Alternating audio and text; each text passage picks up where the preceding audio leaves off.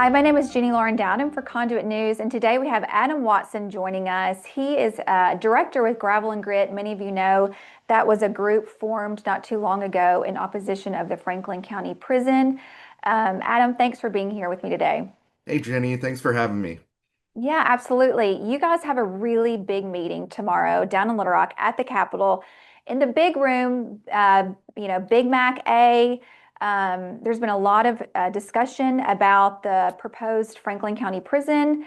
Gravel and Grit worked really hard to get this meeting scheduled. Walk me through what this is all about. Yeah, early on in this process, we realized as we were building relationships with legislators that we don't really have a specific ask of them. This project was advanced without any legislative approval.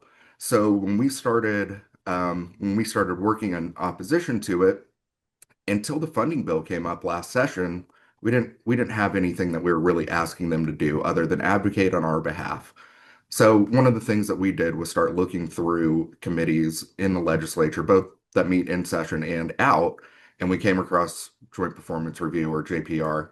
And it seemed to be a really good fit for what we were trying to do, which is just get all the facts on the record and get somebody with, more clout and more power than the everyday citizen who only has access to Google and FOIA, which are great tools, but they only get Yeah. you so far.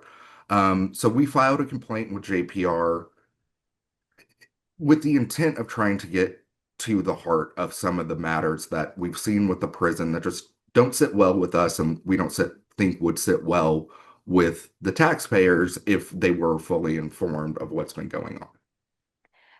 What was that process like? I don't think that this is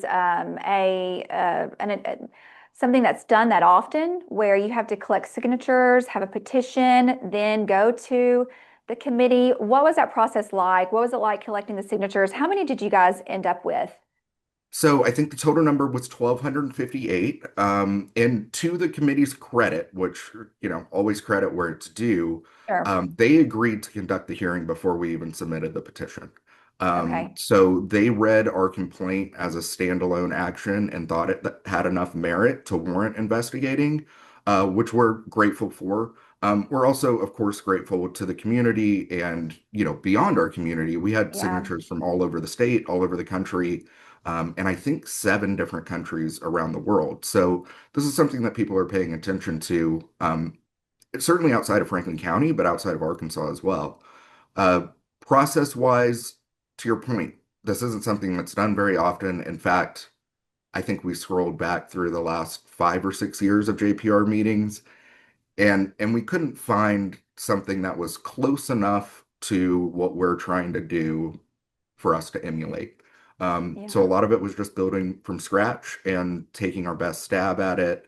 Um, as an organization, we've always had the mantra that the facts are the facts, and as long as you present them in a way that people can understand and can grab onto, then you don't have to kind of play any games with it. It's not a political thing. It's just it is what it is. And Yeah. if you hear the story, I think you're on our side. So that's how we Yeah. went about it.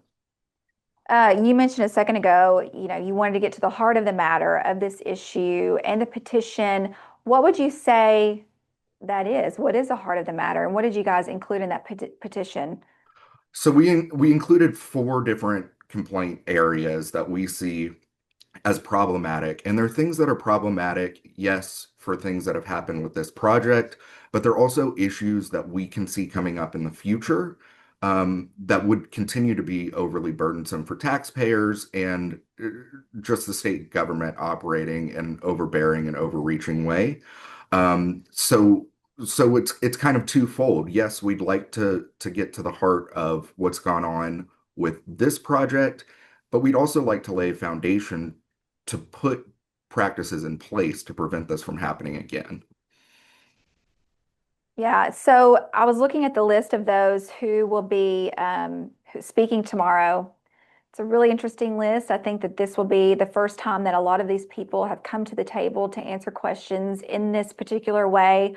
Walk me through, or who would you want our viewers to know about that will be testifying? And correct me if I'm wrong, but JPR also is one of the few, if not the only committee that also has people testify under oath. Is that your understanding? That is my understanding, but again, this hasn't been done a lot before, so don't be shocked if we walk in and it's different. But yes, that's my Yeah. understanding.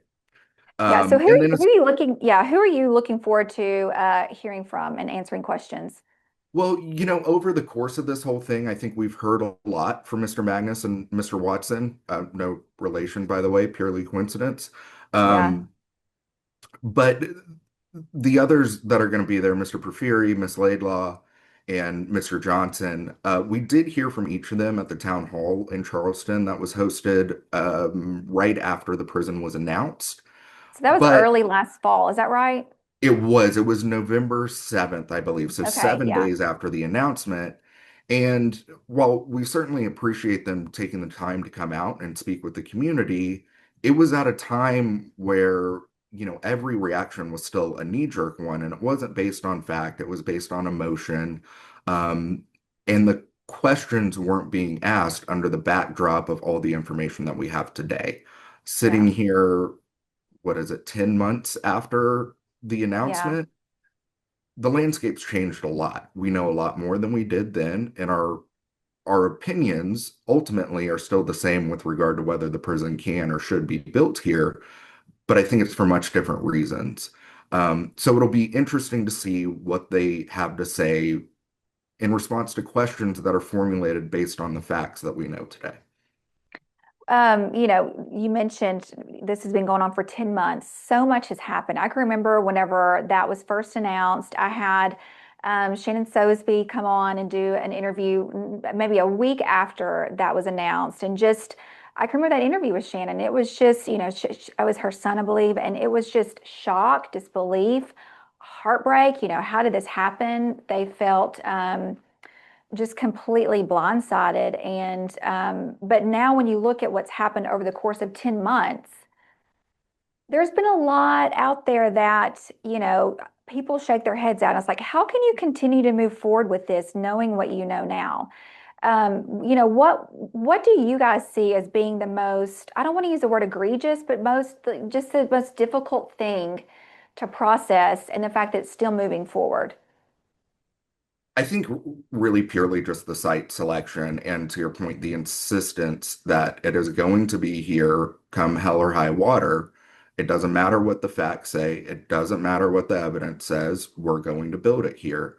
Um, and then probably feeding off of that is just this is a process that it's been done in the wrong order from day one. And it's one of those things where if step one is a mistake, every additional step gets harder because you're trying to go back and adjust for, correct for, overspend for that first mistake that you made.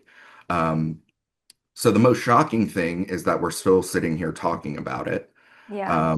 We look at neighbors like South Dakota, who, and granted, it took their legislature, I think, 21 months and $50 million, but they just pulled a plug on a very similar project where they, were trying to build a 1,500 bed prison, coincidentally for the same amount that we're supposed to get Hmm. 3,000 beds for. Um, and after spending $50 million on it, they finally relented and said, "You're right, the site doesn't work." We just want to see our government take a step back, have some reasonable forethought about this project, and stop the spending before we're $75 million in the hole.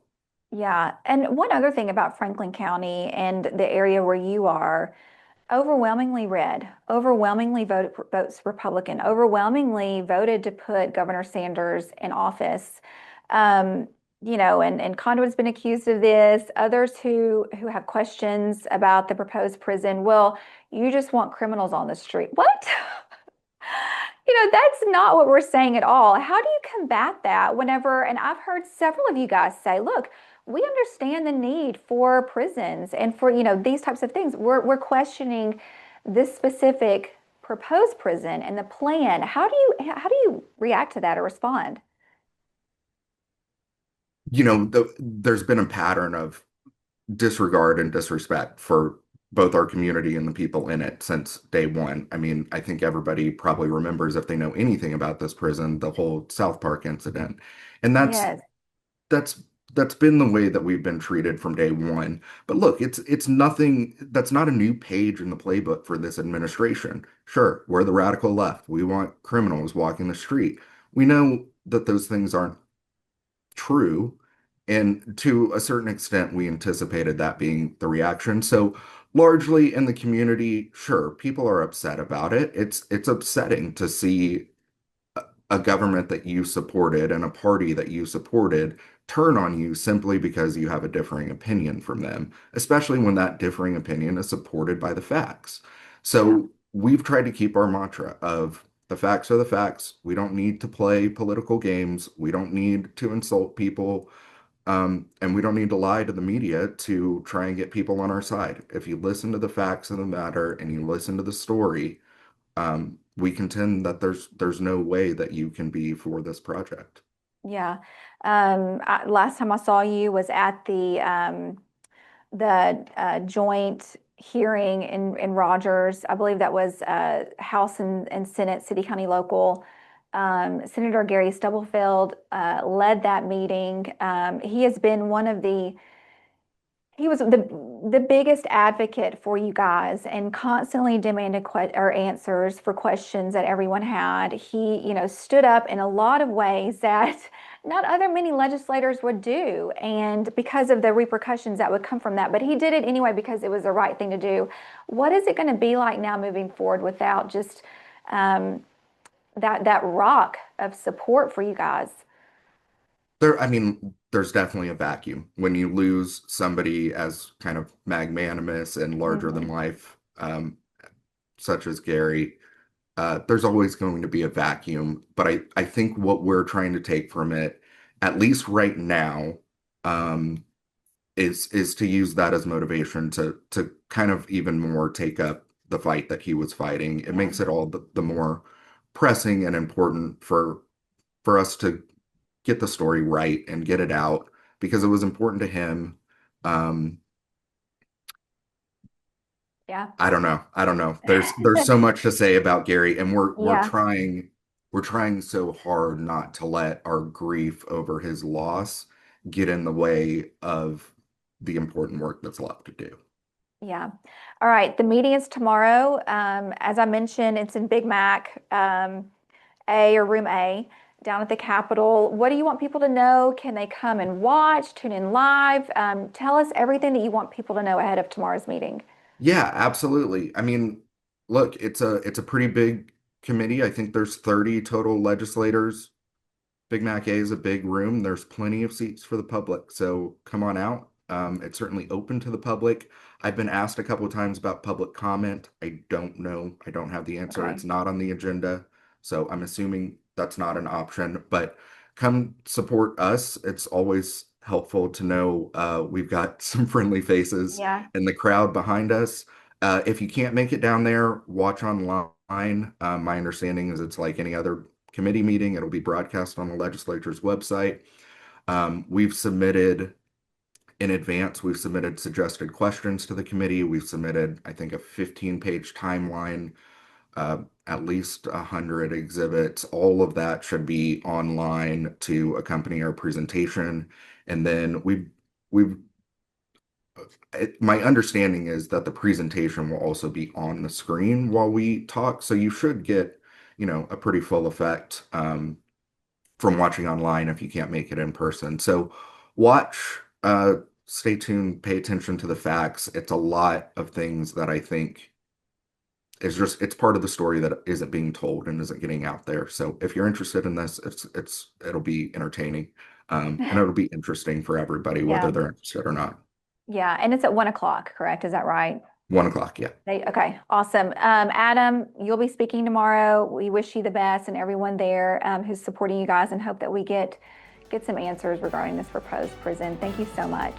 Thanks so much. I appreciate your time.